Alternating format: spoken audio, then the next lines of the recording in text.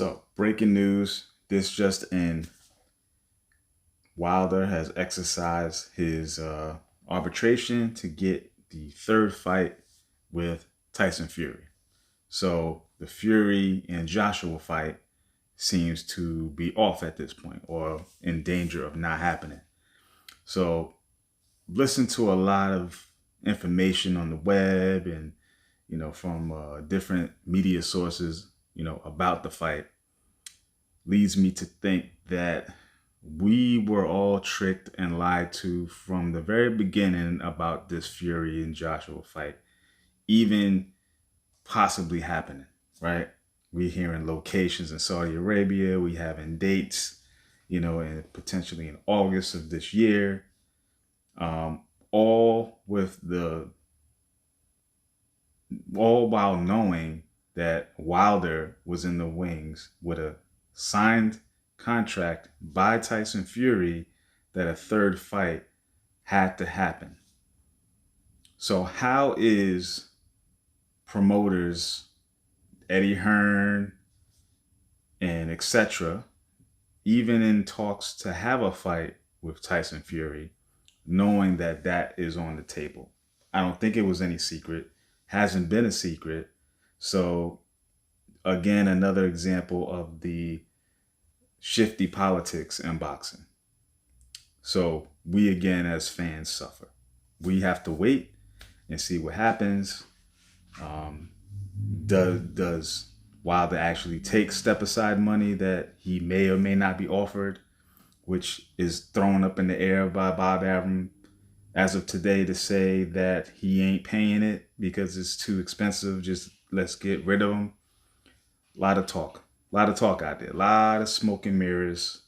At the end of the day, I've always approached the sport of boxing with the attitude that I just want to see good fights. These belts don't matter. Because ultimately, the reason why we want these things to happen, in particular Joshua and Fury, is because we want to see an undisputed champion, right? We want to see the unification of belts. We want to see who is the top of the sport, of the division. But none of that is going to happen in this current market of ABC belts, right? It ain't going to ever happen. So we just have to lean on that every fight that we watch, we hope that it's an exciting fight. That's all we can ask for.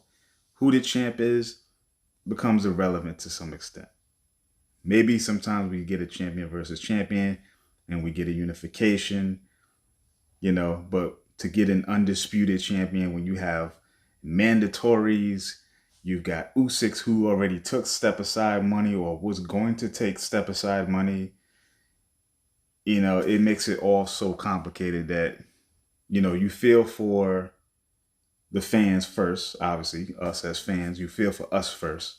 And then two, you feel for certain kinds of fighters who want to just fight and fight the best and be tested, because we think of ourselves as warriors and we want to be tested. We want to see what we're made of. And then you feel for the very few honest promoters and managers, etc., who want to just grow the sport and make it something that people want to watch. But when you got too many sharks in the water tearing things to pieces, this is what we get left with, right? We get left with confusion and misinformation and smoke and mirrors and the lack of fights, right? So who knows? Tomorrow, this all might change. We might hear something different. And then everything I just said could just go out the window. So that's just a little rant for the day. And that's it.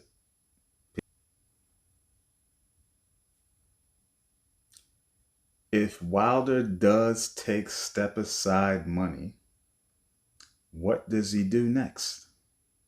Right?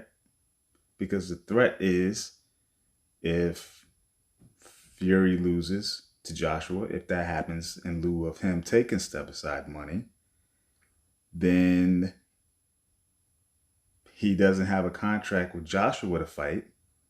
Does Joshua try to now make the long overdue contract happen with Wilder and his people? Um, Probably not, because you got Usyk out there, and he's a mandatory anyway.